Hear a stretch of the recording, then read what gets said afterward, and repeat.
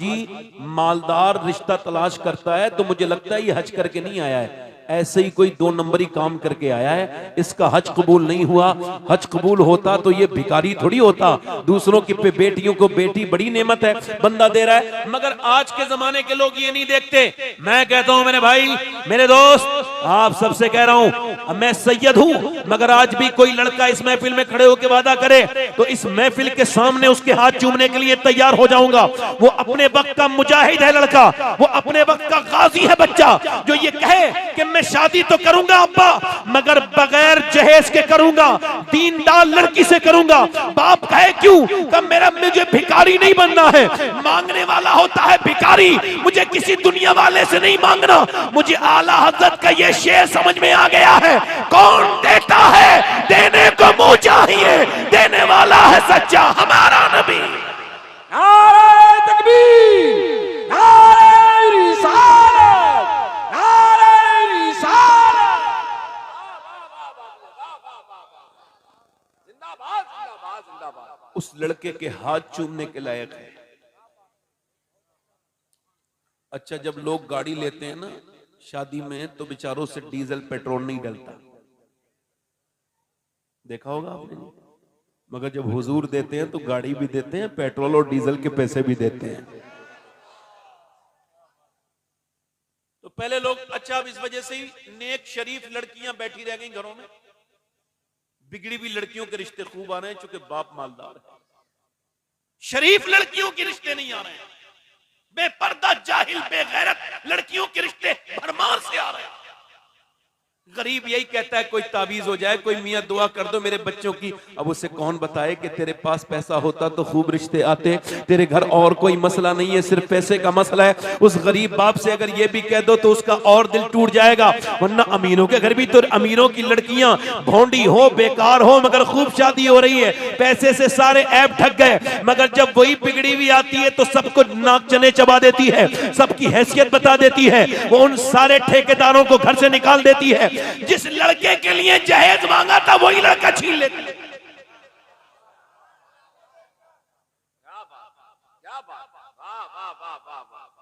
अच्छा, समझ आ रही नहीं? समझ आ रही? बिल्कुल ध्यान दो, मेरी तरफ गौर करो, मेरी बात गलत तो नहीं है। अब वो ससुर कह रहे हैं मेरी बहू मुझे समझती नहीं, मेरी बहू मुझे समझती नहीं। बहू कहती है मेरे बाप से तूने जहेज लिया था, तजारत करने वाले जालिम, मेरे बाप ने जमीन बेच के तुझे जहेज दिया, अब तू कार में बैठेगा, तेरी हैसियत नहीं है, तू कदम रख के देख। वो तुझसे प्यार नहीं करेगी तूने जिसके ऊपर जुल्म किया, प्यार वो करेगी जिसे एक जोड़ी कपड़े में लेके आएगा, वो तुझसे मोहब्बत करेगी, वो तुझे इज्जत देगी चूंकि तूने उसको इज्जत दी है। पहले लोग देखते थे नानी देखो, नानी शरीफ है तो फिर बेटी शरीफ है, और बेटी शरीफ है तो नवाजी शरीफ है, और इस्लाम कहता नानी देखो, जरूर देखो। नानी देखनी है तो मक्के की खदीजतुल कुबरा को देखो, बेटी देखनी है तो मदीने की फातिमा ज़हरा को देखो, नवाजी देखनी है तो करबला की ज़ैनब कुबरा को देखो।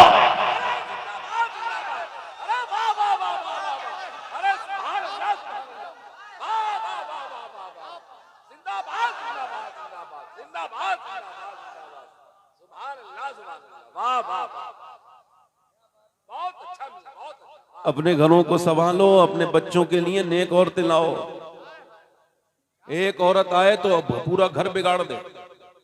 इकबाल कहता है कितनी खूबसूरत घर बना लो, ध्यान से सुनना, कैसे ही डेकोरेशन कर लो। आजकल लोग घर बना रहे हैं, सुनो तवज्जो करो, गौर करना मेरी बात पर। आजकल लोग घर बना रहे हैं, ये सी वाली टाइल्स यहाँ लगेगी, ये टाइल्स साफ बाथरूम की टाइल्स है, इसमें बाथरूम वाला डिजाइन लगा हुआ है, ये वहां नहीं लगा सकते। कहाँ पे? किचन।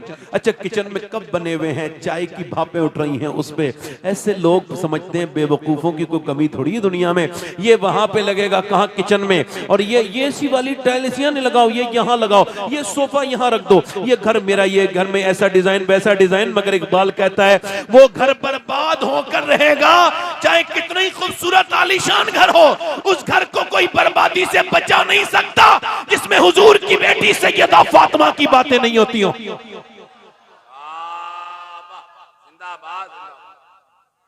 मकान है औरत से, औरत है हया से, और हया बनी है सैयदा फातिमा से।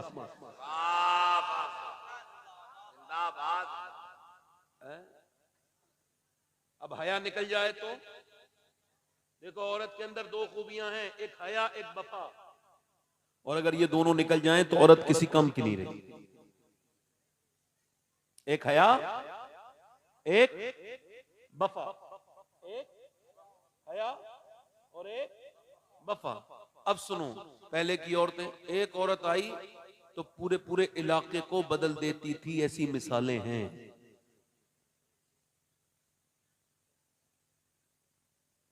ए बच्चे, ए बेटे, तुमसे दोनों हाथ जोड़ रहा हूं मैं, वैसे मैं एक ही हाथ जोड़ता हूं, तुमसे दोनों जोड़ रहा हूं, बेटे खामोश रहो, खुदा रसूल का वास्ता दे रहा हूं। तुम इधर आके उठ के आ जाओ, इधर आ जाओ, आ जाओ बेटे।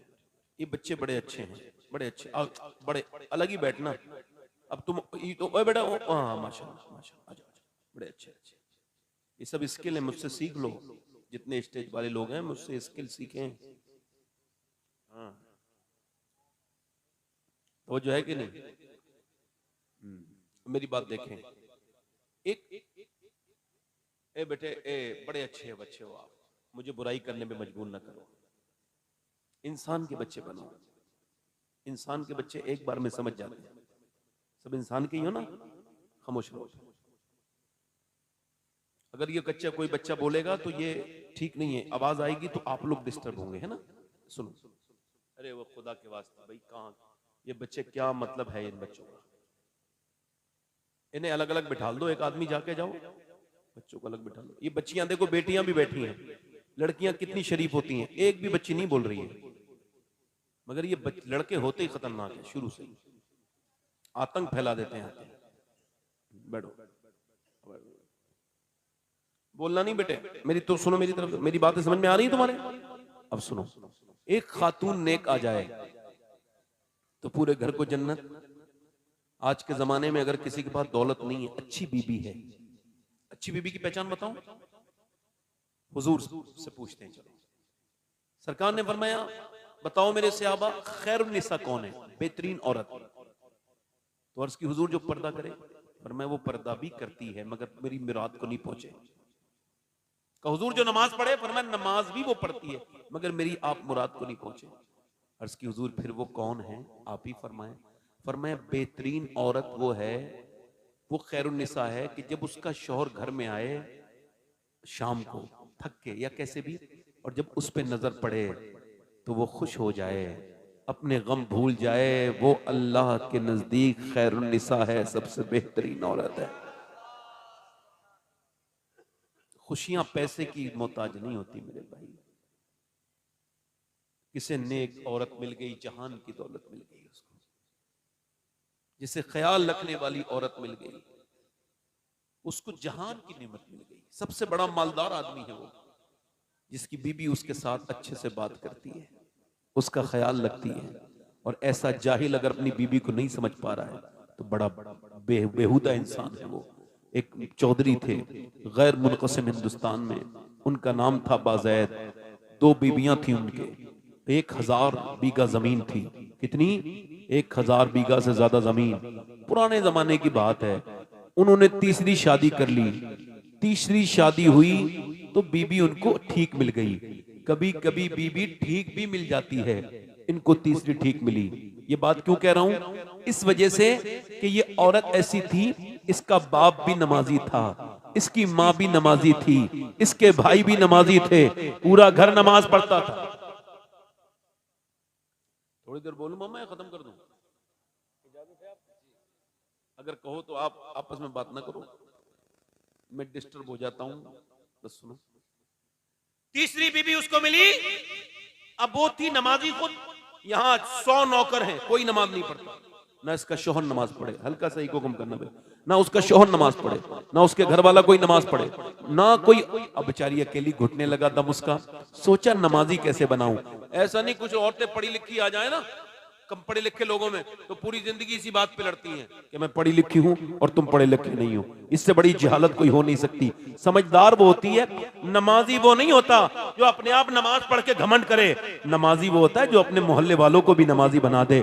नमाजी वो होता है, अल्लाह की बारगाह में पसंदीदा नमाजी वो है जो खुद भी नमाज पढ़ता है, दूसरों को भी नमाज की तलकीन करता है। अब उसने सोचा इनको नमाजी कैसे बनाना है। उसने सोचा तो देखा चौधरी के लिए दूध लेके जाता था नौकर, तो कहा तुम लेके नहीं जाओगे, मैं लेके जाऊंगी।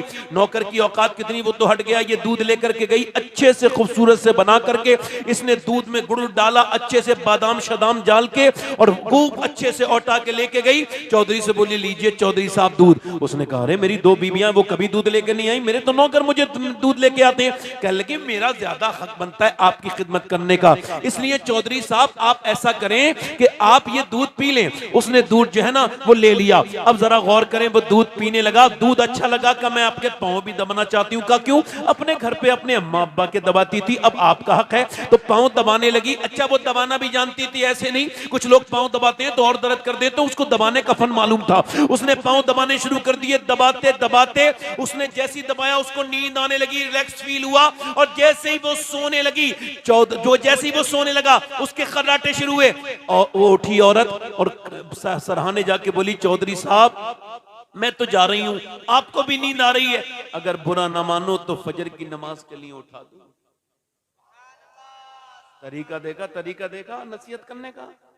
कुछ लोग बेवजह की नसीहतों में हंगामे पैदा कर रहे हैं। नसीहत कब करना है ये बड़े मुश्किल काम है। नसीहत करने का भी अंदाज है। नसीहत ऐसे करो जैसे मेरे नबी करते हैं। आला हजरत फरमाते हैं मैं निसार तेरे कलाम पर मिले यूं तो किसको ज़बां नहीं, वो सुखन है जिसमें सुखन न हो, वो बयां है जिसका बयां नहीं। अब एक तो वो चौधरी था, दूसरा था मर्द। अब दो घमंडी मर्द तो होते ही घमंडी है, हालांकि मैं भी हूं, मगर फिर भी कह रहा हूं 100 किलोमीटर सफर करके आएगा घर में आदमी और आके कहेगा पानी लाओ। अरे तो यार इतना लंबा सफर करके आ गए, 4 आदमी को क्यों परेशान कर रहे हो, उठ के पानी पी लो। मगर नहीं, जहां चलती है वहां चलाता जरूर है आदमी। तवज्जो है नहीं। उसने कहा नमाज के लिए उठा दूं, भाग यहां से, मुझे बदतमीज मेरे सामने बात करती है, मुझे समझाती है। वो तो चली गई, मगर अल्लाह वालों का दिल नहीं टूटता, अल्लाह वालों के दिल बड़े होते हैं। उसने अपना रास्ता नहीं बदला। दूसरे दिन फिर आ गई, चौधरी साहब लीजिए दूध। नमाज के लिए गएगी, फिर कहा हुजूर नमाज के लिए देखूंगी, मेरा हक तो ना माने, मेरा हक तो न छीने, लीजिए दूध तो पीजिए। अच्छा दूध याद आया, कल बहुत बेहतरीन दूध लेके आई थी, दूध पी लिया औटा छोटा के। उसके बाद पाँव दबाना, तो याद था कल पाँव भी अच्छे दबा के आई थी। पाँव दबाने लगी, दबाने लगी, दबाने लगी। चौधरी को आने लगी नींद, और जब खर्राटे शुरू हुए लगी चौधरी साहब आपको फिर नींद आ रही है, मैं जा रही हूँ। देखो बुरा ना मानना, अब मैं उठ जा रही हूँ, अगर बुरा ना मानो तो फजर में उठा दूं, गुस्सा न करना।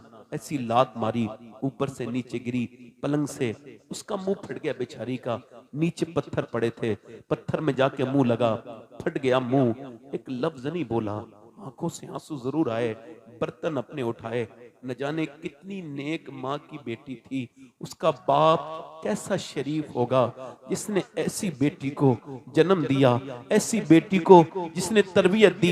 एक लफ्ज नहीं बोली, वो अल्लाह की नेक बंदी चली गई, मगर रास्ता नहीं बदली, आती रही, गालियां खाती रही, तकलीफें सहती रही, धक्के खाती रही, लाते खाती रही, मगर रोज कहती जरूर थी। एक दिन चौधरी ने कहा तू चौधरी की बेटी है, बड़े चौधरी की बेटी है, तेरा बाप बड़ा आदमी है, फिर भी मुझसे पिटती है, गालियां खाती है, तुझको क्या लालच है जो रोज एक ही बात कहती है। कह लगी चौधरी साहब लालच की बात नहीं, मैं नमक हराम नहीं हूं, नमक हलाल हूं, तेरा नमक खाती हूं।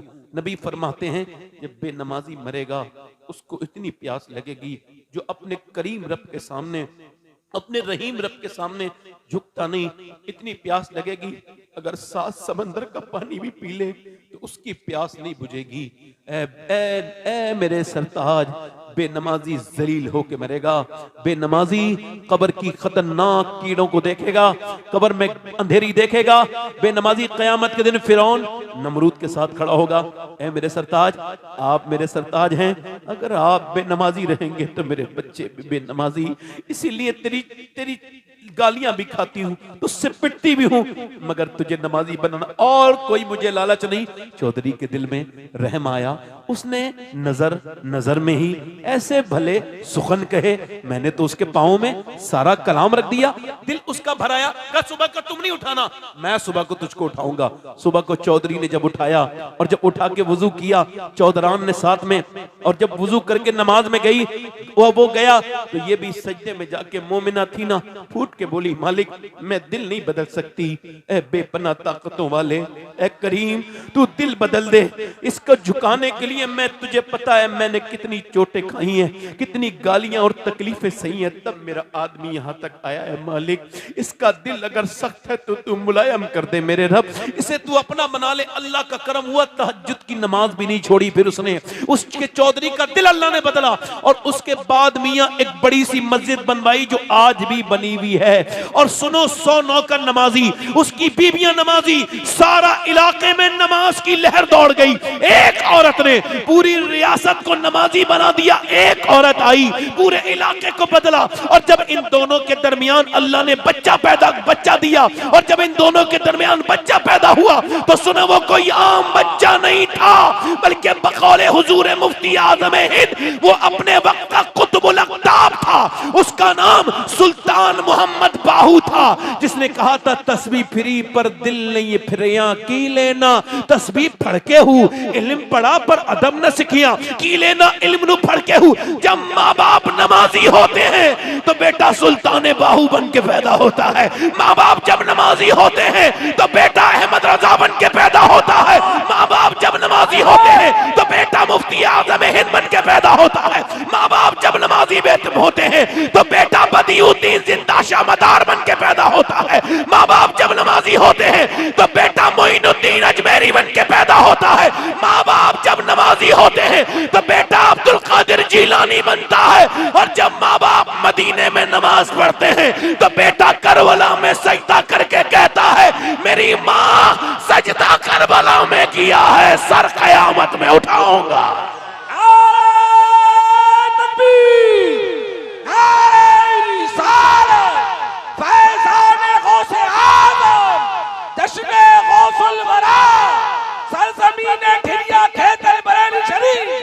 मेरी आंखें ढूंढ रही है, मेरी आंखें ढूंढ रही है, मेरी उन बहनों को, मेरी आंखें उन बहनों को ढूंढ रही हैं जो इंस्टाग्राम में लग गई, फेसबुक में लग गई, बच्चों के लिए उनके पास वक्त नहीं। ढूंढ रही हैं उन बच्चों को। आपको पता है पागल बच्चे कौन पैदा होते हैं? पागल मालूम है? पागल वो बच्चे होते हैं 80%, हॉवर्ड ने रिसर्च किया, उसकी साइट पे जाके पढ़ ले कोई। वो कहता है जो बच्चे माँ के पेट में थे तो बाप ने माँ को मारा, 80% वो बच्चे पागल हो जाते हैं। यानी माँ अगर टेंशन में है तो बच्चे के दिमाग, समझ रहे हो मेरी बात को? नहीं। कितना बड़ा जाहिल है वो आदमी जो अपनी बीवी को प्रेगनेंसी में मारता है।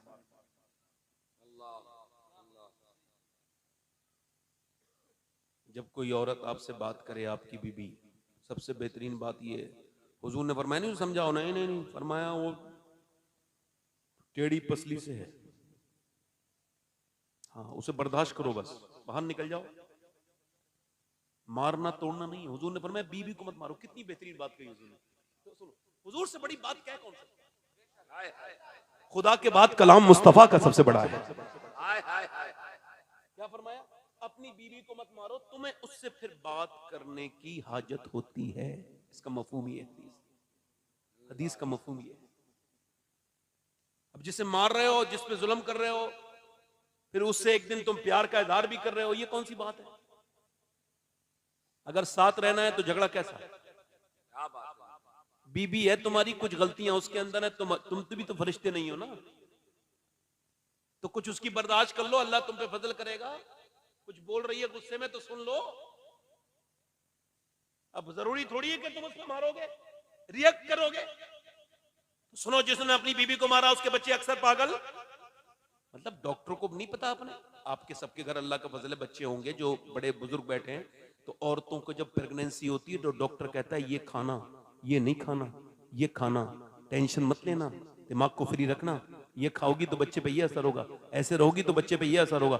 ले, ये मेडिकल साइंस कह रहा है अगर तुम्हें आयरन की इसके अंदर भरमार करवानी है तो खूब प्रेगनेंसी में तुम खाना, क्या खाएं का, खूब बादाम खाना, खूब सेब खाना, सेब के अंदर आयरन है, ताकतवर बच्चा पैदा होगा।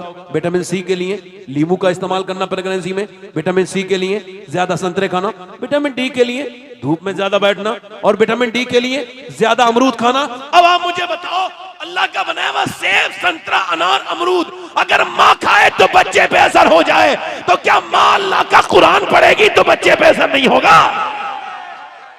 जिंदाबाद जिंदाबाद जिंदाबाद, वाह वाह वाह वाह वाह, अरे क्या बात है, जिंदाबाद जिंदाबाद जिंदाबाद। बताओ, मैं आपसे पूछ रहा हूं, थोड़ी देर और बोलना है मुझे, क्योंकि मुझे बड़ा ख्याल है अपने भाई का।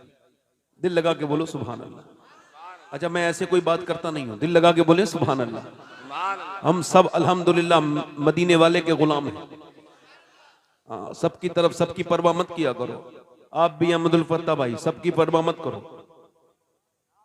देखो मैं आपको बताऊं, ये जो कमेंट कर रहे हैं, देखो गंदे कमेंट करने वाले ये वही हैं जो कल तक लैट्रिनों में गंदी गालियां लिख के आते थे। खराब कमेंट करने वाले वही हैं जो पहले लैट्रिनों में गंदी बातें लिख के आते हैं।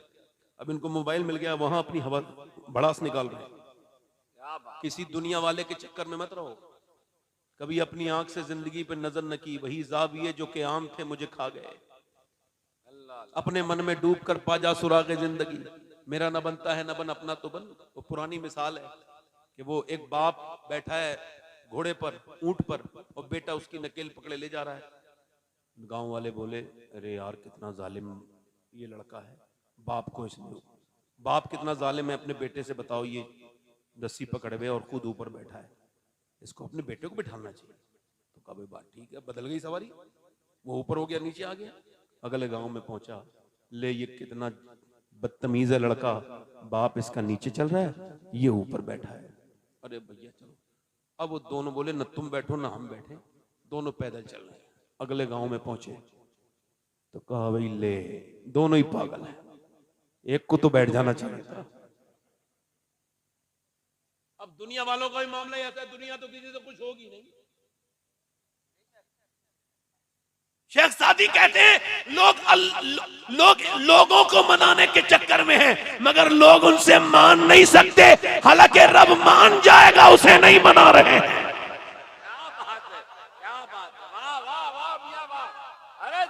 इसके कमेंट से ये हो गया, उसके कमेंट से ये हो गया, ऐसे गालिब ने एक बात कही थी, इसके कमेंट से ये हो गया, उसके कमेंट से ये हो गया। आई वैसे गालिब ने एक बात कही थी, दिल ही तो है ना संगो खेश, दर्द से भर ना आए क्यों, रोएंगे हम हजार बार, कोई हमें रुलाए क्यों। वो कहता है मुझे कोई तकलीफ देगा तो तकलीफ तो मुझे, मगर मुझे किसी कमेंट की कोई फिक्र नहीं। नहीं करो कमेंट की किसी की फिक्र। कमेंट किसका है? दुनिया, अगर पूरी दुनिया कमेंट अच्छे करे किसी के तो क्या वो बख्शा जाएगा? नहीं नहीं। अगर पूरी दुनिया किसी के लिए खराब कमेंट करे तो क्या वो जहन्नम में जाएगा? नहीं नहीं। सिर्फ कमेंट माँ बाप का करवाओ।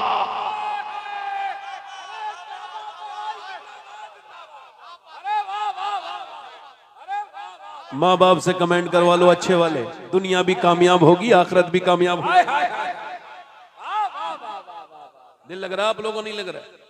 एक खातून मदीने में दुआ कर रही है, अल्लाह मेरे नबी जंग जीत जाएं, मेरे सरकार जंग, उसका बाप भी जंग में है, भाई भी जंग में है, बेटा भी है, मगर दुआ ये नहीं कर रही बेटा बच के आ जाए। बाप, ए भाई, ए रुमाल वाले भाई, भैया 2 मिनट बैठ के सुनो यार, बैठ जाओ बैठ जाओ। अच्छा ठीक है, कोई बात नहीं। और कोई, मैं तो कह रहा था और कोई सब जाना चाहते हो चले जाए, मेरे पास तो देखो मैं तो खाली इंसान हूं, मुझे तो कोई काम नहीं। ऐसी रात में यहाँ दिमाग लगा रहा हूँ अपना, ऐसे ये भाईजान बड़े काम वाले आदमी हैं, इन्हें उठ के वहां खड़ा होना जरूरी था, मूंगफली वाले से बात भी करना जरूरी है।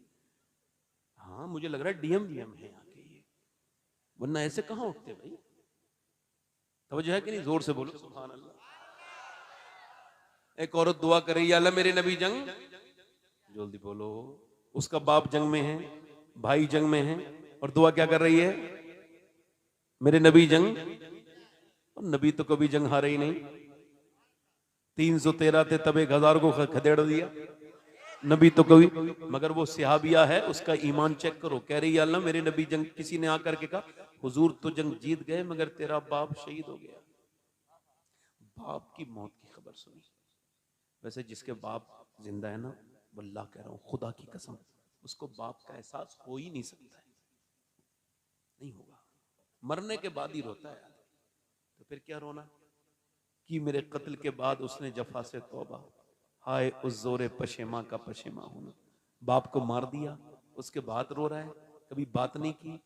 बाप, मुझसे पूछो, मैंने 25 साल पहले अपने वालिद की खबर सुनी थी, 25 साल हो गए, आज भी वो दर्द मेरे दिल में वैसे ही है। वो मुझे लगा था मेरी दुनिया उजड़ गई, ऐसा लगा था अब बाप के बगैर कैसे बच्चा जी पाएगा। मगर वो बाप आज उसको याद कर रहे हैं, उसको अल्लाह बख्शे, मेरे बाप को अल्लाह उनकी मगफिरत करे, उनके गुनाहों को माफ करे, अल्लाह उनको करबट करबट जन्नत अता करे। अब दुआएं कर सकते हैं। बाबा फरीद फरमाते हैं कि किस अपने बाप का पाँव का तलवा चूमना मेरे नजदीक 7 साल की नफली इबादत से बेहतर है। 7 साल की, हमारे तो बाप नहीं, हम तो उनके मज़ार पे जाते हैं और उनके कदमों की तरफ से चूम के कहते हैं मालिक, बाप होते तो जरूर चूम लेते, मगर जिनके हैं वो उन्हें सताओ तो मत, तकलीफ तो ना दो।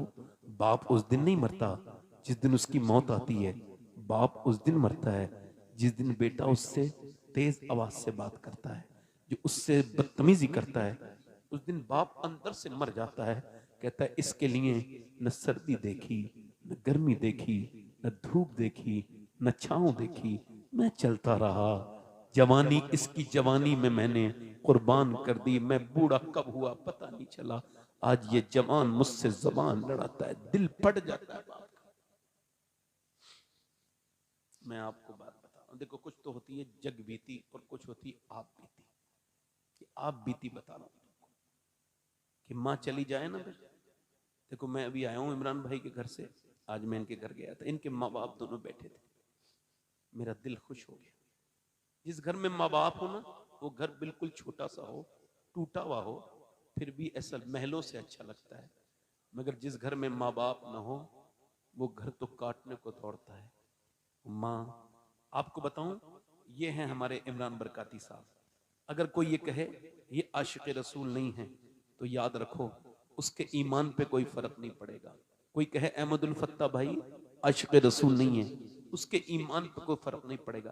हालांकि ऐसा कहना गुनाह है नहीं, मगर ईमान पे कोई फर्क। अगर आप मेरे बारे में कहें नसीम बरकाती, तारिफ बरकाती, अकील सिद्दीकी आशिक रसूल नहीं है, कोई फर्क। मगर मैं जिसका नाम ले रहा हूं, अगर आप उनके बारे में शक करेंगे तो आपके ईमान पे फर्क पड़ेगा, क्योंकि उसका नाम सैयदना उवैस करनी है। हुजूर ने अपनी जबान से फरमाया उवैस करनी मेरा आशिक है। हुजूर को कभी देखा? जैसे आप लोगों में से जिसने मदीना नहीं देखा होगा वो यही सोचता होगा गुंबद खजरा कैसा है, हुजूर का दालान कैसा है।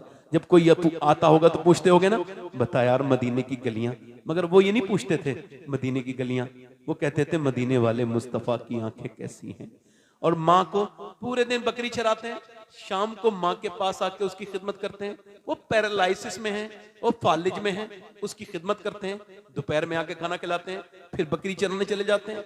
माँ देखती है मेरा बेटा जब रोता है, मदीने वाले की बात होती है, रोता है। माँ ने पूछा बहुत मोहब्बत करता है क्या अपनी माँ से? अल्लाह अकबर। अपने नबी से बहुत मोहब्बत करता है?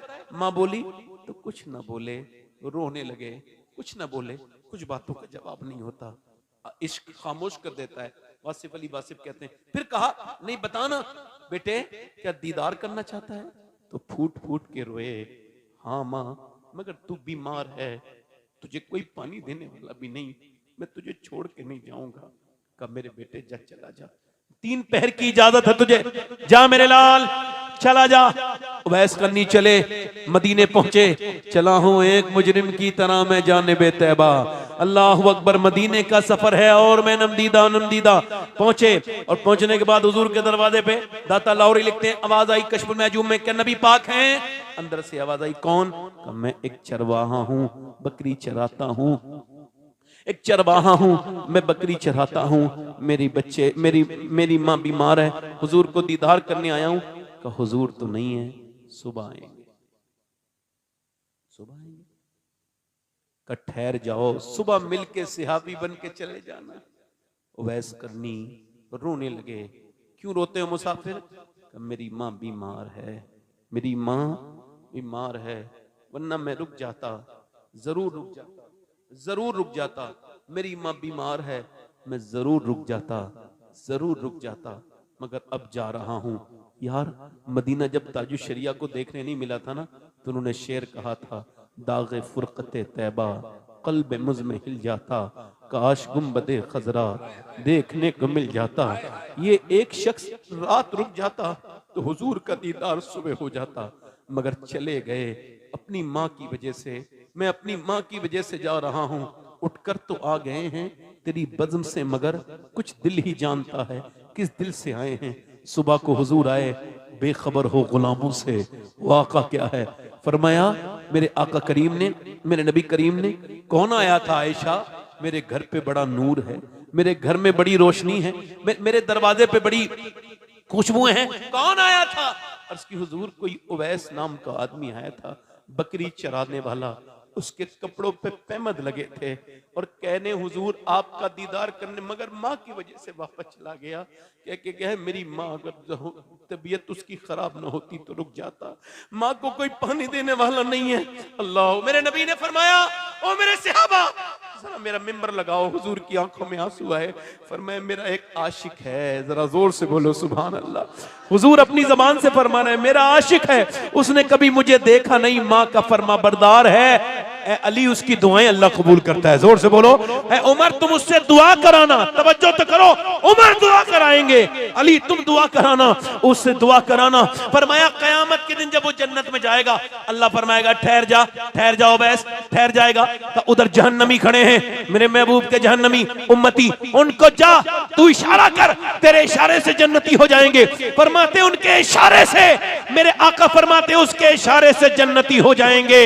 अल्लाह फरमाएगा ऐसा बदला देते हैं माँ बाप के हम मोहब्बत का, उनकी उनकी उनकी ताजीम का, उनकी खिदमत का। है लोगों इधर उधर मज़ारों पे जाते हो, तुम्हारी मर्जी है जाओ मत जाओ, मगर अगर माँ बाप बैठे हैं तो उनकी खिदमत पहले करो। किसी पीर की दुआ लो मत लो, तुम्हारी मर्जी, कोई फर्क नहीं पड़ेगा, मगर माँ की दुआएं कितनी कबूल होती है कुछ नहीं पता, कौन सी किसकी दुआ कबूल होती है। मगर मेरे नबी फरमाते हैं माँ बाप की दुआएं ऐसे कबूल होती हैं जैसे नबियों की दुआएं कबूल होती हैं, अपने उम्मती के हक में कबूल होती हैं। कभी माँ के कदम चूमो, कभी बाप के कदम चूमो। माँ बाप को अगर तुमने राजी कर लिया तो मैं गारंटी दे रहा हूं ये दुनिया के भी तुम कामयाब इंसान बनोगे, आखिरत भी तुम्हारी। सुभान अल्लाह। देख कर वालिदैन के रुख को, क्या बात है, जिसके दिल में गुलाब खिल जाए, है ये कौले रसूल के, उसको एक हज का सवाब मिल जाए। वाह वाह वाह। बस मैं अपनी बात खत्म करता हूं मेरे दोस्तों, मेरे भाइयों। मुझे ज्यादा चूंकि एकदम 1 घंटा मुझे हो गया, तकरीबन 1-2 मिनट, मगर बात कर रहा हूं चूंकि आपने पहले वक्त जो हमारे लिए छोड़ा नहीं, जितना वक्त हमें मिला है उस हिसाब से बात करेंगे, है ना। आगे से जलसा कराओ मेरे दोस्तों, मेरे भाइयों, आगे से जलसा कराओ तो मेरी बात याद रखना कि वक्त का बड़ा ख्याल रखो। वक्त से बड़ा बादशाह कोई नहीं है, वक्त ने बड़े बड़ों को झुकाया है। वक्त हर आदमी वक्त का, मेरी बहनों से गुजारिश कर रहा हूं अपनी, वो बात जो कह रहा हूं ना, उसके इंतकाल हुआ, बाप शहीद हुआ ना, वो बात याद है, वो बात पूरी कर देता हूं। बाप का तेरा बाप के साथ भाई भी शहीद हो गया, अल्लाह अल्लाह, बेटा भी शहीद हो गया। अब कितने शहीद हुए? 3। एक औरत का दिल कितना फट गया होगा, मगर कपड़े पहन के गई बिल्कुल पर्दे में, और लोग बोले माँ को, बाप को देखेगी, भाई को देखेगी, बेटे ना, मगर बाप को भी नहीं देखा, भाई को भी नहीं देखा। वो उधर गई नहीं जिधर बेटे की लाश पड़ी थी, वो तो उधर गई जिधर रहमत आलम थे, नूर मुजस्सम थे। हुजूर ने उसको देखा, दुआ की, अल्लाह अल्लाह अल्लाह तुझे सब्र दे, तेरा बाप, तेरा भाई, तेरा बेटा शहीद हो गया, अल्लाह तुझे सब्र दे। हुजूर की तरफ अर्ज करती, या रसूल अल्लाह, मैं पूरे मैदान में देख रही थी आपको, आप सलामत है ना या रसूल अल्लाह?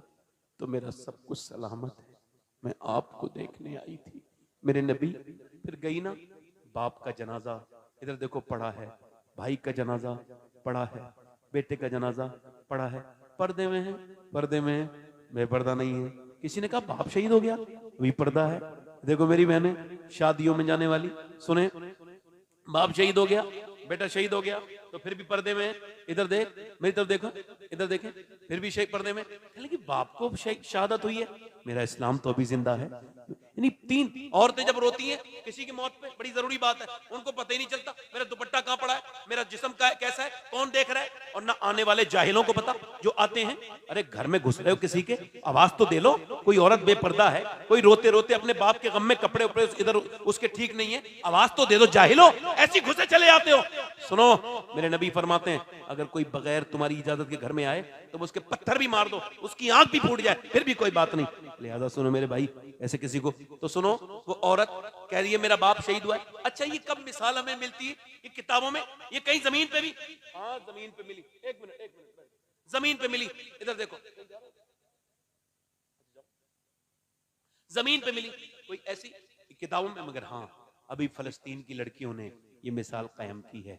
अगर मैं मर जाऊं ना तो मैं वसीयत कर चुका हूं, सैयद हूं मैं, अल्लाह का शुक्र है, और लोगों मुझे खबर है कि मैं सैयद हूं, फिर भी कह रहा हूं अल्लाह की नेमत के तौर पे कि जब मैं मरूं तो अगर उस लड़की का जूता मिल जाए तो मुझे गुस्ल करने के बाद मेरे सीने पे वो जूता जरूर रख देना। कौन लड़की? जिसने ये कहा है हम रात को जब सोते हैं तो बुर्का ओढ़ के सोते हैं। यार बुर्का ओढ़ के कौन सोता है? रात को बम गिरते हैं ना तो सुबह को मलबे में से लाशें निकलती हैं, ये सोच के सो जाते हैं कि जब सुबह को हमारी लाशें निकलें तो पर्दे में होनी चाहिए, बेपर्दा नहीं होनी चाहिए, ताकि जब कयामत के दिन हुजूर की बेटी मिले, अल्लाह के रसूल की बेटी मिले, तो हम अर्ज कर दें हमारे बच्चे भूखे मर गए, पूरे पूरे मोहल्ले खत्म हो गए, पूरे, मगर हमने कुरान पढ़ना नहीं छोड़ा। हमने, काश मैं अपनी बहनों को समझाता, अपनी बेटियों को, ये नबी की जितनी कनीज़ें बैठी हैं मैं इनको बता देता, इंस्टाग्राम पे रीले बनाने वाली को बता देता, जो शादियों में बेपर्दा जिस्म पे जो टाइट लिबास पहनती हैं इनको बता देता। बताओ, औरत जब मरती है तो 5 कपड़े लगाते हैं, 5 कि उसका जिस्म पूरी तरह से ढक जाए, औरत के लिए 3, ये अलग हो गया। मर्द यहाँ पर नमाज पढ़ता है, यहाँ तक हाथ आता है, अल्लाह अकबर, औरत का हाथ बस यहाँ तक आएगा, बस यहाँ तक। क्यों? अल्लाह जानता है मर्द के जिस्म की बनावट अलग है और औरत की जिस्म की बनावट अलग है, तो औरत की नमाज अलग कर दी। अल्लाह नहीं चाहता नमाज पढ़ते में भी औरत बेपर्दा हो। तो ये जो शादियों में टाइट लिबास हराम है, नबी ने फरमाया आखिरी जमाने में औरतें कपड़े पहनने के बावजूद बरहना होंगी, बगैर कपड़ों के होंगी। मेरी बहनों, मेरी बेटियों, मेरी बातें आपसे यही हैं, खत्म कर रहा हूं अपनी बात। आपसे गुजारिश है मेरे भाइयों, मेरे दोस्तों, एक औरत मूसा अलैहिस्सलाम के जमाने में एक आदमी के पास गई, मेरे बच्चे भूखे हैं, कुछ दे दे। उसने कहा मैं तो हर रात एक नई लड़की बुलाता हूँ, उसके साथ ज़िना करता हूँ, तू रात को आने का वादा कर, मैं तुझे दे दूंगा। कहा मैं अपना जिस्म बेचने नहीं आई। चली गई, ईमान वाली थी, मगर बच्चे जब रोए तो टूट गई, एक बच्चा बेहोश हो गया, अम्मा लाई कुछ, चली गई, जा मुझे दे दे कुछ, रात को आ जाऊंगी, जो तेरा दिल चाहे कर लेना।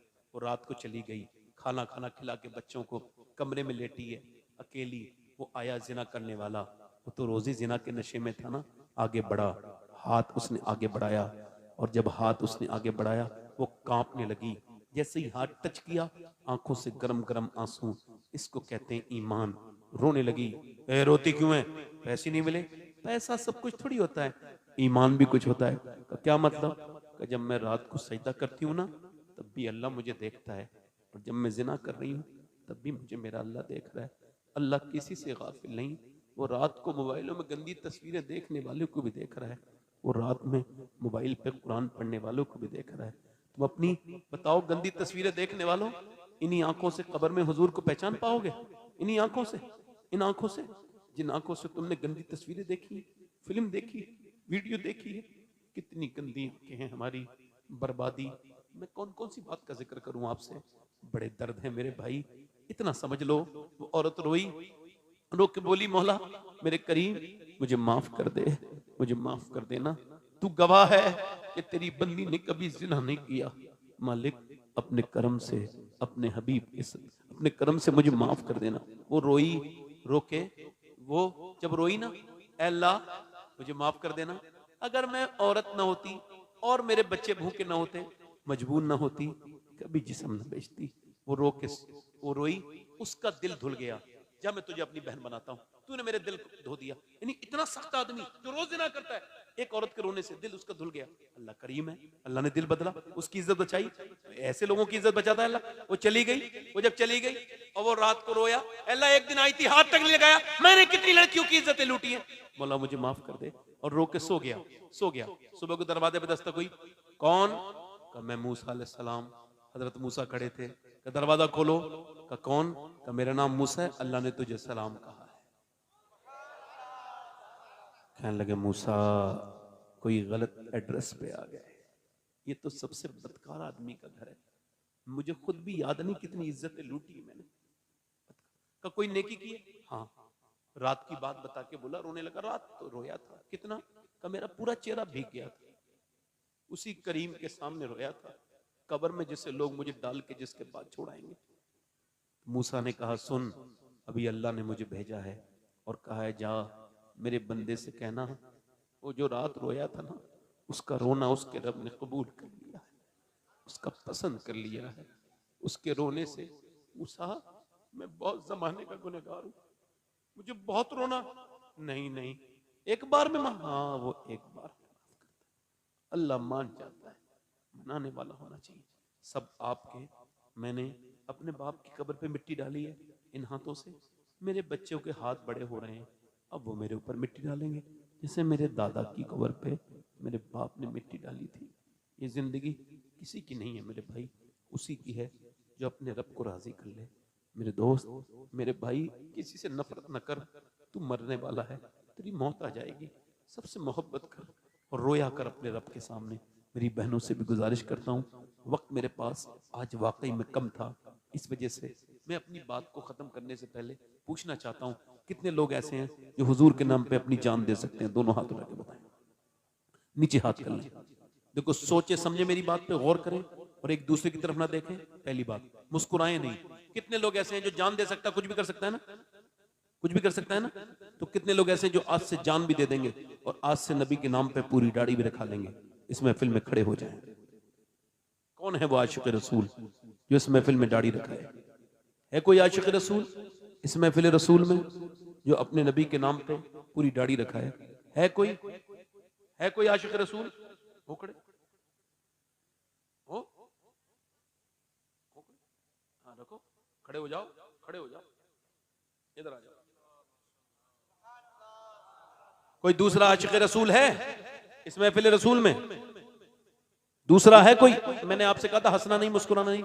मैंने बहुत दिल से मेहनत की मेरे भाई, इसका आपको गुना मिलेगा, किसी की मेहनत खराब नहीं करते। आप सोचो, कोई दूसरा आशिक रसूल है इस महफिल रसूल में? कोई नौजवान जो खड़े होके कहे अब तक जिया था सभी के लिए, अब से जीऊंगा नबी के लिए। अच्छी लड़की से शादी करनी है तो शादी से पहले दाढ़ी रखाओ, क्योंकि कोई भी बिगड़ी हुई लड़की दाढ़ी वाला पसंद नहीं करती, दाढ़ी वाला वही पसंद करती है जिसे मदीने वाले पसंद हो। कोई दूसरा आशिक रसूल है इस महफिल रसूल में? दूसरा है कोई? दूसरा कोई है? दूसरा आशिक रसूल इस महफिल में? कोई आशिक रसूल है दूसरा महफिल में? नबी का चाहने वाला आशिक रसूल? कोई आशिक रसूल है नबी का चाहने वाला दूसरा?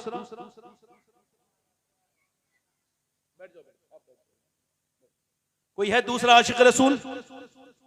दूसरा आशिक रसूल अगर कोई है इस महफिल में खड़े हो, अब दिखाओ मोहब्बत, अब दिखाओ मोहब्बत। ये है मोहब्बत की अलामत कि उसके लिए जियो कि इतना तो इसके यार में खो जाना चाहिए, तस्वीर यार खुद में नजर आना चाहिए, और जो तुझे पसंद आए वही रूप में बना लूं, मेरी जिंदगी के मालिक तेरा हुक्म कैसे टालूं।